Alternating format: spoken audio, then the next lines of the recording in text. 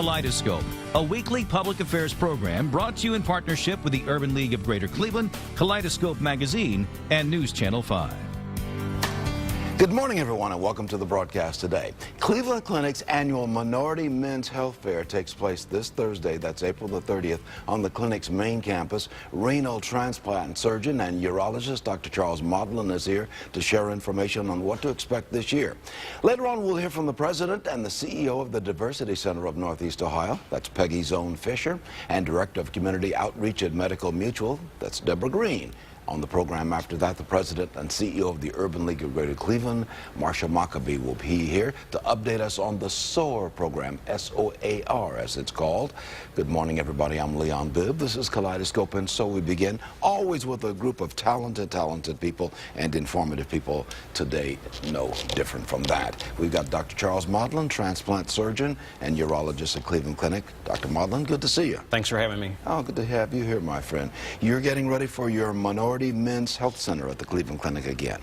Well, it's going to be our 13th annual Cleveland Clinic Minority Men's Health Fair. We're going to hold it at Cleveland Clinic's main campus. It's going to be on Thursday evening, April the 30th, from 5:30 until 8:30 p.m. This is a free thing, right?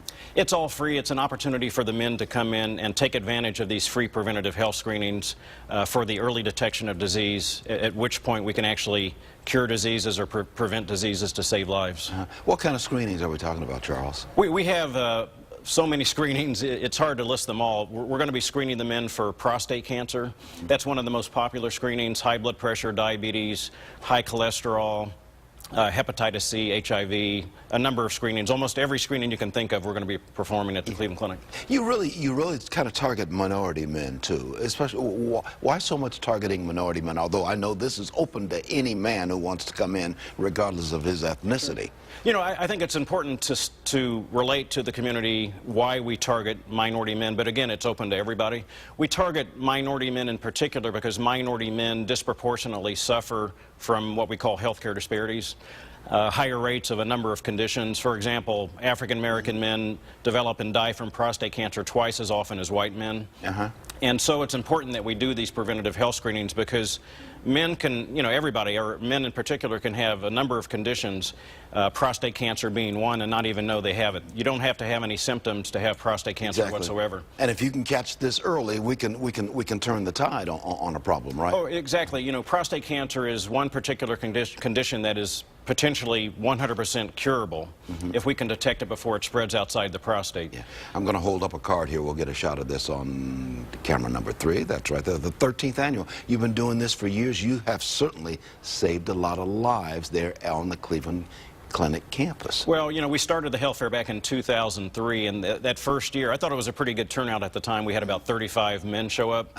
And, you know, in the past several years, we've had over 2,000 men come to take advantage of these free preventative health screenings. That's every year, 2,000 men. 2,000, and this runs Thursday, April the 30th, from 5 o'clock until 8 o'clock in the evening. Thursday, April the 30th, and it'll be on the main campus there, Cleveland Clinic. Exactly. You know, in addition to the health fair, a lot of people don't understand that we have programs throughout the year also. We have 3 times a week throughout the year our Minority Men's Health Center clinics. But we want to make sure that the men do take advantage of the health fair, which is usually held in April during Minority Health Month. You know, a lot of health and wellness revolves around education. And, you know, one thing that we do, in addition to the preventative health screenings, we have a lot of physicians on hand to educate the men about how they can better take care of themselves. This year we have more primary care physicians available. Also, we have urologists on hand.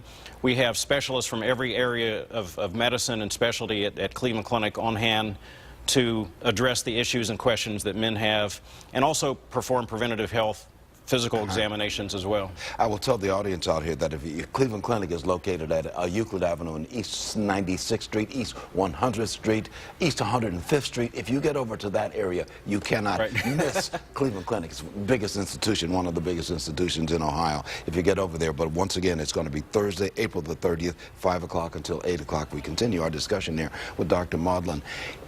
Men have been notorious for not going to the doctors. We hear mothers and wives and daughters say that all the time. Is there something about when men group together, does that give them the impetus to go see the doctor if we all do it together? Well, I think when we get this collection of men together, I think there's some collegiality, camaraderie. I think maybe it eases the tensions when men see other men taking advantage of the preventative health screenings. And again, you know, we are screening for a number of conditions that disproportionately afflict minority males, and we don't have to be satisfied or we don't have to accept the fact that these healthcare disparities exist and contribute to higher death rates, especially in African American men, Hispanic men. Black men live on average about 7 to 8 years shorter life expectancy compared to white men, and a lot of that is related to the healthcare disparities that we're talking about. Should people pre-register for this health fair? Well, actually, you can pre-register online, but actually most individuals actually just show up and register on site. We have over 450 volunteers to register the men, to take care of the men, perform the screenings. Just show up. And just show up and take advantage of it. And the women can come along, just drag the guy, put the guy in the car and says, I'm taking you to the doctor. It's a free deal. Actually, the women, in large part, are the results as to why many of the men actually do show up. So we have to thank the women out there for, you know, dragging the men to come into the health fair, doing whatever it takes to get the men to understand about the importance of preventative health screenings. You and I talked about, we got 30 seconds, we chatted a little bit about that prostate exam. It is a very simple 10-second examination. The digital examination. Sure, and there are different ways in which we as urologists diagnose prostate cancer. One is through a blood test called a PSA, prostate-specific antigen blood test, and the other is the digital rectal examination. We're not going to force the men to have the digital if they want to just come in and have the blood test. But it's easy. It's easy. It's like this and gone and over with and done. It's better to have both, and then African American men need to start screening for prostate cancer 15 years earlier than white men at the age of 40. Phone number is 216-445-7550. More information on everything we're talking about. Thursday, April 30th, 5 o'clock until 8 o'clock at the Cleveland Clinic. Dr. Maudlin, thanks for being with us. Thanks for having me. Appreciate it. Taking a break. Back in a moment. Welcome back to more of Kaleidoscope. The Diversity Center of Northeast Ohio hosts its annual Walk, Rock, and Run event on Saturday, May the 2nd. President and CEO Peggy Zone Fisher is here on the right, and she's here with Medical Mutual's Director of Community Outreach, Deborah Green, on the left, to share information and explain how to participate in all of this. Ladies, good to have you with us. Good morning. Thank you. Beginning with you, Peggy Zone Fisher, President and CEO of the Diversity Center. What does the Diversity Center do? Well, we do a lot of work. We're working in 9 counties in Northeast Ohio. We work with young people. In particular, we work with over 15,000 young people every year doing conferences and overnight retreats and in-school programming. We do a lot of diversity training where we go into the schools and we work with young students, and we also work with their educators, doing educator training, talking about diversity issues, anti-bullying issues. You know, when we talk diversity, sometimes people think it's only race, and that's a big part of it, but it's also looking at socioeconomic diversity, physical disabilities, sexual orientation, religion, age, gender, socioeconomic diversity. It's all the isms that we're looking at. And we're helping young people. We're helping them to become allies, to stand up when another student that they see doesn't really have a voice or doesn't have the opportunity to speak up for themselves. Thank goodness you're there doing that too. We appreciate that. Deborah Green, you're Community Outreach Director for Medical Mutual. What's Medical Mutual's involvement with this? Well, we're happy to be a supporter, which this for us will be the 4th year that we've been a major sponsor and supporter of the walk. And as Peggy described what they do, we truly believe in diversity. We have a Chief Diversity Officer there. We are here in Ohio, in Cleveland. We are the oldest and largest insurer.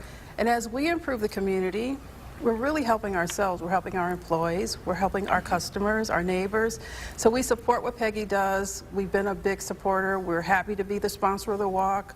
We'll be out there with the team to do whatever she can to make the community better. I think diversity is America's #1 thing. It's what makes this nation strong. People from all different walks. I mean, if we all were the same, it'd be kind of boring. It'd be kind of boring. You know? It'd be kind of boring. Right. Good thing we're not all the same. Right. And everybody is vital Absolutely. To the whole, to the group. Absolutely. Yeah. Right. You're hosting a big thing on Saturday, the May 2nd. You're going to start it at the Rock and Roll Hall of Fame Museum. May 2nd. What's the event? It is our annual Walk, Rock, and Run, and it is a free event for walkers. We, of course, hope that people would be moved enough to donate because all of the dollars we raise help fund all the programs that I was talking about in schools. Schools don't have the dollars. They're all struggling, and they want us to come in and do these conferences and programs. So the money we raise at the Walk helps to underwrite all of those programs. The Walk, you have to register, so you have to go on our website to register, but everybody who registers gets free admission to the Rock Hall, free admission to the Science Center, free admission to the U.S. COD. There's entertainment on during the walk route. There's free food. Mitchell's comes down with a huge truck. Last year they scooped over 6,000 cups of ice cream.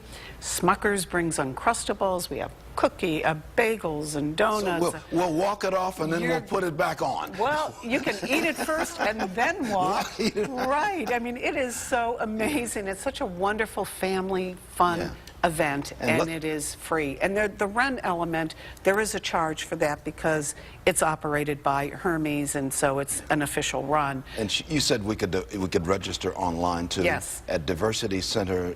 NEO. DiversityCenterNEO.org. DiversityCenterNEO.org. You can get a whole lot of information on there, and you can register Saturday, May the 2nd, and you start at 7:30 in the morning. Registration and the walkers and the runners and whatever begin at 8 o'clock. Exactly. This is vital to our community. Yes, it is. And I would just encourage people to come down to join me. I'll be there, and we'll have a lot of fun. And it is a family-oriented event, which is really important to us. You can bring your children, your spouses, your neighbors, and just come down, enjoy the museums, but also support a big cause for our city. What if somebody says, Deborah and Peggy, I'm not going to walk, I'm not going to run, but I'm going to send you $1,000? We would love that. That's okay, too. That would be great. Right. So And you can go online. You can go online, you can make a donation that way. We also have Lolly the Trolley that day, so for many people who have struggles with whatever ability that they have and they want to do the walk, they can get on the trolley and see the route. So we're trying to accommodate everybody, and we are so fortunate to have Medical Mutual as our partner sponsor. They've partnered with us for 4 years, and we could not do the work we do in this community. You brought some information with you over there, I too? do have that. Walk, run, and maybe we can get a shot of this on camera. I know Okay. Yeah. It's going to be maybe kind of hard to see, but you get the idea. Maybe we can get that on. You got the guitar there.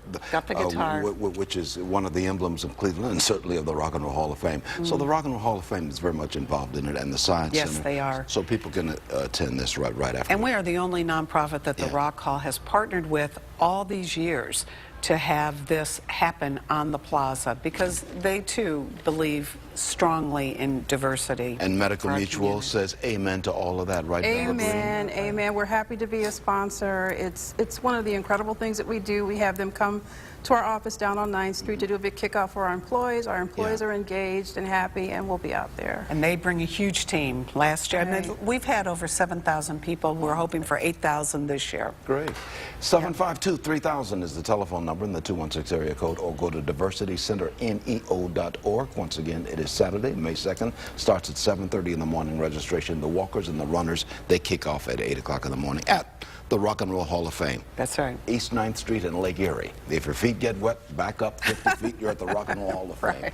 I'm Leon. Thank you, ladies. Thank you. Cheap joke there, but we get a lot of cheap jokes when we can. I'll be back in just a moment. You're in touch with Kaleidoscope. I'm glad to have you aboard today because the president and the CEO of the Urban League of Greater Cleveland, Marshall Mockabee, is going to join me for a couple of segments here. Always good to have you with us, my friend.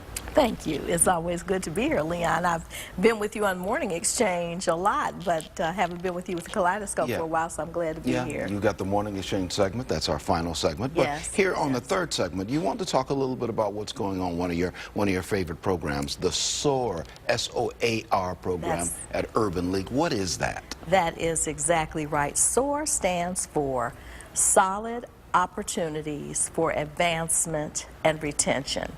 And the reason that I'm so excited about it is gaining such a lot of momentum within the community, so much so that we have organizations who have attended a graduation who are now coming to us and saying, we want you to bring SOAR out into the community to our spot. And so, because what they're seeing when they come to the graduations is, you know, we have a lot of workforce programs, and over the years we've run a lot of workforce programs, but why I'm so particularly excited about SOAR is it does a number of things, and three particular I want to hone in on. One is it does a major attitude shift for people. When you've been long-term unemployed, or you've been underemployed for a long time, or you've had some barriers to employment, sometimes people get a little down and get, you know, they lose hope. And the SOAR program helps to readjust that thinking and help them to think about the future again in a positive way. What kind of subjects do you cover in this Solid Opportunities for Advancement and Retention program? Week 1 is about personal development, and it's about understanding that you really have everything that you need inside to be successful, but it's just helping to pull that out. The second week is professional development, understanding the workforce. What are the rules? What are the norms? How do you have to behave to be successful?